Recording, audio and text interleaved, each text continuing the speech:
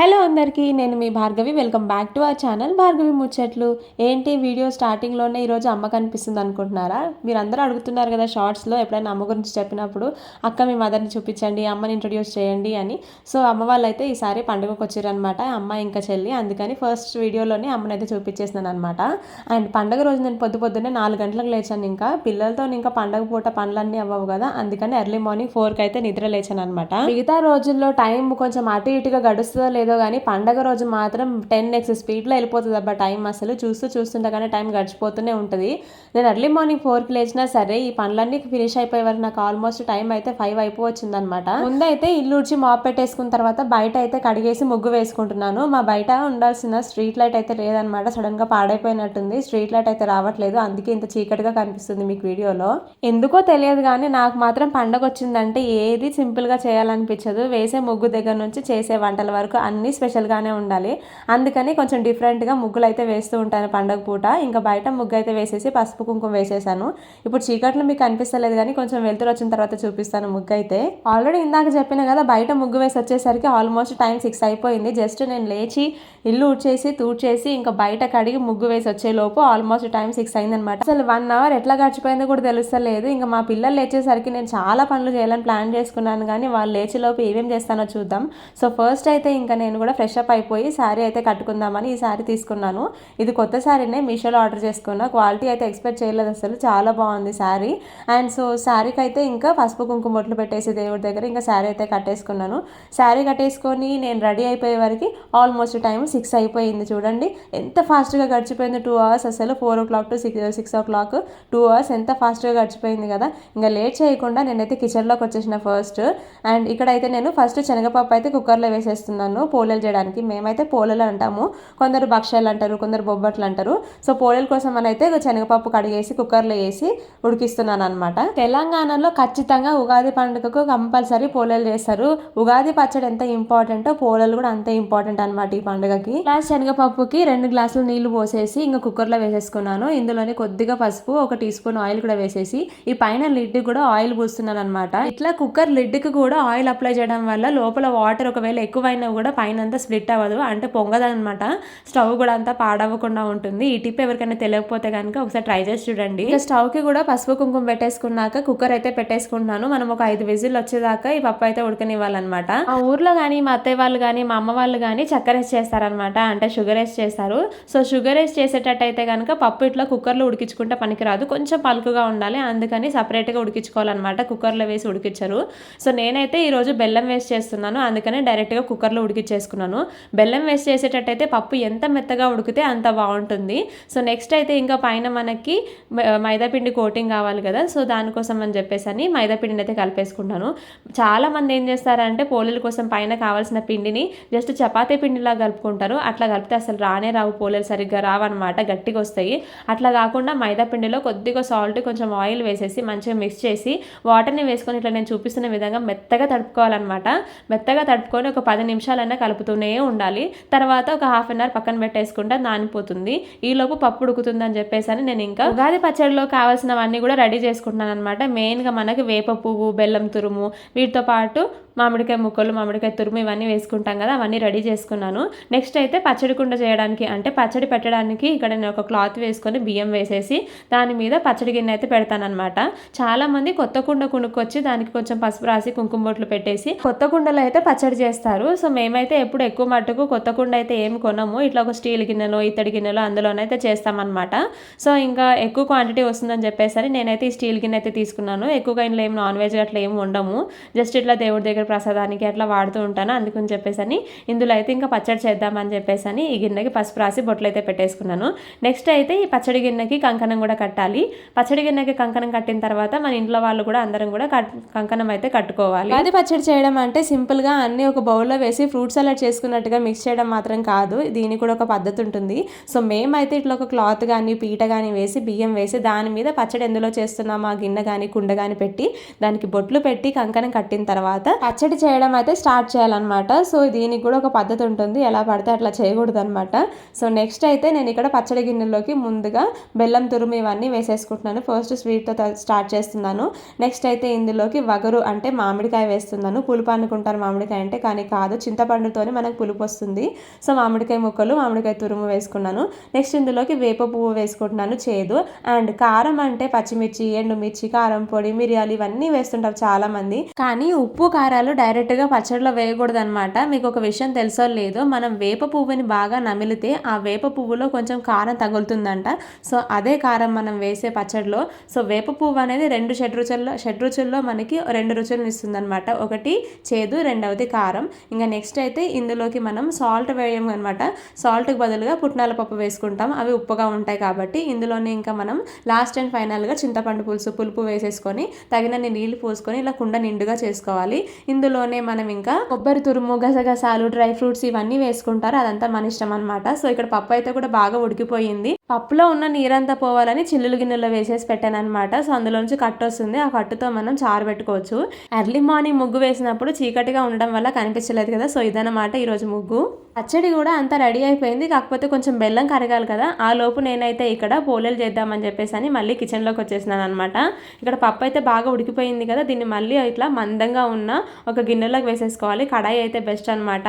1 cup పప్పుకి ఇక్కడ నేను 1 కప్పు బెల్లం అయితే వేసుకుంటున్నాను. అంటే 1 గ్లాసు శనగపప్పుకి 1 గ్లాసు బెల్లం అనమాట. వేసేసుకొని బాగా మిక్స్ చేస్తే మనకు బెల్లం అంతా కూడా కరిగిపోతుంది. ఇందులోనే కొంచెం నెయ్యి, ఒక 2 ఇలాచీలు దంచేసుకొని వేసేసుకోవాలి. ఇక్కడ మనం పప్పు ఉడికించిన తర్వాత వంచినప్పుడు మనకి ఇట్లా వాటర్ వస్తుంది కదా, ఆ వాటర్ని అయితే పడేయకూడదు, దాన్ని కట్టు అంటాము.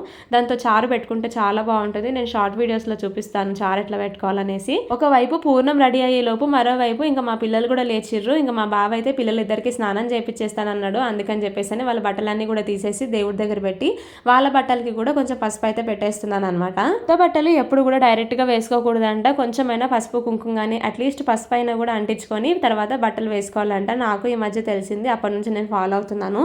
ఈ లోపు మా బావ అయితే కూడా పిల్లలిద్దరికి స్నానం చేపించేస్తే వాళ్ళిద్దరికి కూడా కొత్త బట్టలు వేసేసుకొని ఇంకా దేవుడి దగ్గర కావాల్సినవన్నీ కూడా రెడీ చేసేసుకుంటున్నాను అనమాట.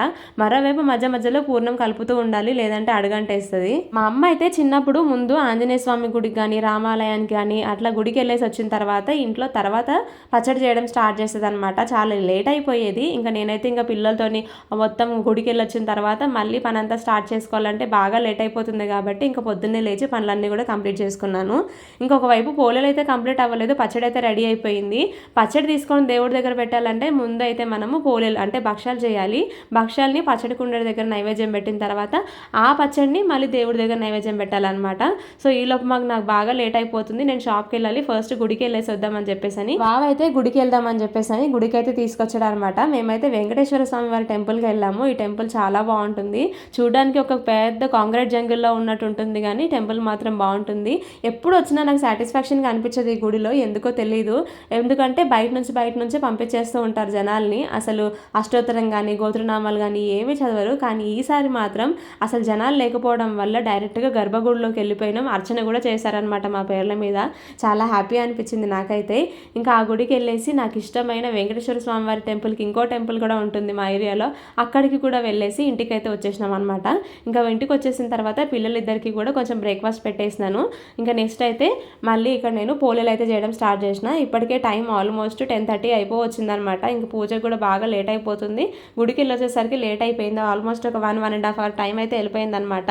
ఇంకా బాగా లేట్ అయిపోతుందని చెప్పేసి ఇంకా ఫాస్ట్గా పోలేలు అయితే చేస్తున్నాను నేను. పోలేలు బాగా రావాలంటే మనం నానబెట్టుకున్న మైదా పిండితోని ప్లస్ మనం ఏదైతే పూర్ణం లోపల రెడీ చేసుకుంటున్నామో శనగపప్పు స్టఫింగ్ అది కూడా బాగుండాలన్నమాట. పప్పు సరిగ్గా ఉడకకపోతే కావాలంటే మీరు మిక్సీ వేసేసుకోవచ్చు. పప్పు మెత్తగా ఉడికితే కనుక ఇక్కడ నేను చూపించినట్టుగానే మీరు బెల్లం వేసేసి ఒకసారి మంచిగా మెదిపేసుకొని పప్పు గుద్దుతోని ఇట్లా ఉడికించుకోవచ్చు అనమాట. పండుగ రోజు అమ్మని ఇంకా చెల్లె వాళ్ళని రమ్మంటే ఇంకా చిన్న చెల్లికి అయితే రావడం కుదరలేదు. ఇంకా పెద్ద చెల్లి అమ్మ అయితే వస్తున్నారనమాట. సో తొందరగా ఇవన్నీ కూడా కంప్లీట్ చేసుకొని పూజ చేసేసుకుంటే అమ్మ వాళ్ళు వచ్చే టైంకి వంట రెడీ చేయాలి చేయాలనుకుంటున్నాను. సో ఈరోజు స్పెషల్ ఏంటి అంటే పుదీనా పలావ్ ప్లస్ పన్నీర్ కర్రీ అయితే చేస్తున్నాను అనమాట. ముందుగా కలిపెట్టుకున్న మైదా పిండిని ఇట్లా చిన్న ముద్దలాగా తీసుకొని ఆయిల్ కానీ నెయ్యి కానీ అప్లై చేసుకొని బాగా స్ప్రెడ్ చేసుకున్నాక అందులో మనం రెడీ చేసుకున్న పూర్ణాన్ని పెట్టుకొని ఇట్లా క్లోజ్ చేసేసుకోవాలి. ఇలా క్లోజ్ చేసుకున్న తర్వాత పొడి పిండి వేసేసుకొని మనం చిన్న చిన్న పూరిలా ఒత్తేసుకున్నాక ఎక్కువ ప్రెషర్ ఇవ్వకుండా ఇట్లా చపాతీలాగా చేసేసుకోవాలన్నమాట. చాలా ఈజీగా ఉంటుంది ఈ ప్రాసెస్. లేదు అంటే కనుక మీకు ఇంకా పూర్ణం ఇంకా సాఫ్ట్గా రావాలంటే మిక్సీ వేసేసుకొని నేను చెప్పినట్టుగా ఉడికించేసుకోవచ్చు. అలా చేస్తే కనుక ఇంకా బాగా వస్తాయి అనమాట, ఇంకా చాలా సాఫ్ట్గా ఉంటాయి. అప్పుడు మీరు కంప్లీట్గా నెయ్యితో చేసేసుకోవచ్చు ప్లాస్టిక్ కవర్ మీద. దేవుడి దగ్గరికి పచ్చడి కుండ దగ్గరికి నైవేద్యం పెట్టడానికి సరిపడా బొబ్బట్లు ఫస్ట్ చేసేసుకొని ఇక్కడ పచ్చడి కుండ దగ్గర అయితే 2 బొబ్బట్లు పెట్టి కొబ్బరికాయ కొట్టేసి మొక్కుతున్నాను అనమాట. ఈ ఉగాది రోజు మనం చేసిన బొబ్బట్లు ఫస్ట్ నైవేద్యం అయితే ఈ ఉగాది పచ్చడికే పెట్టాలన్నమాట. తర్వాత ఈ ఉగాది పచ్చడిని ఒక గ్లాస్లో కానీ గిన్నెలో కానీ తీసి మళ్ళీ దేవుడి దగ్గర పెట్టి దేవుడి దగ్గర నైవేద్యం కూడా పెట్టేసుకోవాలన్నమాట. సో దేవుడి దగ్గర పూజ చేయడానికి ఆల్రెడీ నేను గుడికి వెళ్ళే ముందు ఇంట్లో ఆల్రెడీ దీపం పెట్టేసుకున్నాను కదా. సో మళ్ళీ ఇంకా అష్టోత్తరం ఇవన్నీ కొంచెం చేసుకొని ప్రశాంతంగా పూజ చేసుకుందామని చెప్పేసి అని ఈ దవనం అంటాం కదా, మరువం అని కూడా అంటాము, ఇదైతే తీసుకొచ్చామన్నమాట. ఎవ్రీ ఇయర్ నేనైతే ఉగాదికి దవనంతో వెంకటేశ్వర స్వామి వారికి అయితే పూజ చేసుకుంటాను. అదొక సెంటిమెంట్ నాకు. మరువంతో వెంకటేశ్వర స్వామికి అమ్మవారికి అష్టోత్తరం చేసేసుకున్న తర్వాత ఇంకా నైవేద్యంగా చేసిన బొబ్బట్లు ఇంకా ఉగాది పచ్చడి కూడా పెట్టేసుకొని స్వామివారికి హారతి అయితే ఇచ్చేసాను అనమాట. పూజ అయితే చాలా ప్రశాంతంగా చాలా బాగా జరిగింది. గుడికి వెళ్ళొచ్చాం కాబట్టి ఇంకా హ్యాపీ అనిపిస్తుంది. ఇంకా మా పిల్లలు కూడా నాతో పాటు పూజలోనే కూర్చుంటారు ఎప్పుడు కూడా. ఇంకా పూజ అంతా అయిపోయిన తర్వాత వీళ్ళిద్దరి ఫేవరెట్ ఏంటి అంటే హారతి తీసుకోవడం. ఎన్నిసార్లు వచ్చిన హారతి తీసుకుంటూనే ఉంటారు. ఇంతకీ ఈ ఉగాది ఫెస్టివల్ ని మీరు ఎట్లా సెలబ్రేట్ చేసుకున్నారో కామెంట్ సెక్షన్ లో చెప్పడం మర్చిపోకండి. పూజ కంప్లీట్ అయిపోయిన తర్వాత జస్ట్ ఒక 5 minutes కూర్చొని బ్రేక్ఫాస్ట్ అయితే చేసేసినాను. ఆల్మోస్ట్ టైం 11 అయిపోయింది అనమాట. ఇంకా లేట్ చేయకుండా మళ్ళీ కిచెన్లోకి అయితే వచ్చేసినాను. ఎందుకంటే నేను ఈరోజు లంచ్లోకి అయితే పుదీనా పలావ్ ప్లస్ పన్నీర్ మసాలా కర్రీ అయితే చేస్తున్నాను అనమాట. ఎంతమందికి అంటే నాకు, మా బావకి, మా పిల్లలకే కాదు, ఇంకా అమ్మ చెల్లి వస్తున్నారు కదా వాళ్ళు, ఇంకా షాప్లో నుంచి ఇద్దరిని తీసుకొస్తాను. సో వాళ్ళకు కూడా ఫుడ్ ప్రిపేర్ చేయంటే టోటల్గా 6 members అయితే ఫుడ్ చేయాలనుకున్నాను. ఒక ఇద్దరికి ఎక్స్ట్రా చేస్తే పడుంటుందిలే అని చెప్పేసి అని ఇంకా ఒక 8 members అయితే ఇవాళ పుదీనా పలావ్ ప్లస్ పన్నీర్ కర్రీ అయితే చేస్తున్నాను అనమాట. కొంచెం ఎక్కువ మెంబర్స్కి ఎక్కువ క్వాంటిటీలో చేయాలంటే కూడా ఏం భయపడను, ఈజీగానే చేసేస్తాను. చాలా సింపుల్ అది, కొంచెం వంట చేయడం అలవాటు అయితే. సో ఫస్ట్ అయితే పుదీనా పలావ్ కోసం అని చెప్పేసి అని పుదీనా ఇంకా పచ్చిమిర్చి అయితే మిక్సీ వేసేసుకున్నాను. ఎక్కువ క్వాంటిటీలో ప్రిపేర్ చేస్తున్నాను కాబట్టి సో పెద్ద గిన్నె అయితే పెట్టుకున్నాను అనమాట. స్టవ్ ఆన్ చేసి గిన్నె పెట్టేసుకున్నాక అందులో ఆయిల్ వేసేసుకొని షాజీరా చెక్క, ఇలాచీ, లవంగం, అనాస పువ్వు, మరాఠీ మొగ్గ, ఇంకా బిర్యానీ ఆకు ఇవన్నీ వేసేసుకోవాలి. ఇందులోనే ఆనియన్, క్యారెట్, ఇంకా పొటాటో ఇవన్నీ వేసేసుకోవాలన్నమాట. మీ దగ్గర ఏం వెజిటేబుల్స్ ఉంటే ఆ వెజిటేబుల్స్ వేసేసుకోవచ్చు. ఇందులో నేను బఠానీ నానబెట్టి పెట్టుకున్నాను కాబట్టి బఠానీ కూడా వేసేసుకున్నాను. ముందుగా మిక్సీ పట్టేసుకున్న పచ్చిమిర్చి, పుదీనా పేస్ట్ కూడా వేసేసుకొని ఆయిల్ బాగా పైకి తేలేంత వరకు బాగా ఉడికించాలన్నమాట. నెక్స్ట్ అయితే ఇందులోకి 1కి 2 చెప్పిన అంటే 1 గ్లాసు బియ్యానికి 2 గ్లాసుల నీళ్లు పోసుకొని సాల్ట్ వేసి మూత పెట్టి ఆ నీటిని బాగా మరగనివ్వాలి. ఈ లోపు మనం పన్నీర్ కర్రీలోకి కావాల్సిన మసాలా అంతా కూడా ఒకసారి ప్రిపేర్ చేసుకుందాం, చూపిస్తాను. రెగ్యులర్గా అయితే నేను టమాటో, ఉల్లిపాయలు, కాజు ఇవన్నీ కూడా కొంచెం వాటర్ వేసి ఒక 10 నిమిషాలు వాటర్లో ఉడికిస్తాను. ఉడికించిన తర్వాత వాటిని మిక్సీ పట్టేసి పేస్ట్ చేస్తాను అనమాట. అట్లా ఒక క్రీమీ టెక్స్చర్ వస్తుంది అనమాట టేస్ట్ కర్రీ అంతా కూడా. సో ఇప్పుడు అంత టైం లేదు కాబట్టి ఇట్లా ఫాస్ట్గా అయిపోయేటట్టు చూపిస్తున్నాను. ముందు మిక్సీ గిన్నెలోకి 2 ఉల్లిపాయలు, 4 టమాటాలు, జీడిపప్పు ఒక 10, షాజీరా చెక్క, ఇలాచీ, లవంగం ఇవన్నీ వేసేసుకొని మెత్తగా మిక్సీ పట్టేసుకోవాలన్నమాట. ఇందులోనే అల్లం వెల్లుల్లి కూడా వేసేసుకోవాలి. మీ దగ్గర అల్లం వెల్లుల్లి పేస్ట్ ఉంటే ఆయిల్లో వేసేసుకోవచ్చు, లేదనుకుంటే కనుక అల్లం వెల్లుల్లి ఇందులో వేసి మిక్సీ పట్టేసుకుంటే సరిపోతుంది. ఇక్కడ పుదీనా పలావ్ కోసం వాటర్ కూడా బాగా బాయిల్ అవుతున్నాయి కదా. ఇప్పుడైతే మనం ముందుగా కడిగి పెట్టుకున్న బియ్యాన్ని అయితే వేసేసుకోవాలి. 1 గ్లాసు బియ్యానికి నేను ఇక్కడ 2 గ్లాసుల చొప్పున వాటర్ వేసిన కదా. సో అట్లా ఆ కొలతతో వేసుకుంటే పర్ఫెక్ట్గా వస్తుందన్నమాట పలావ్ అనేది.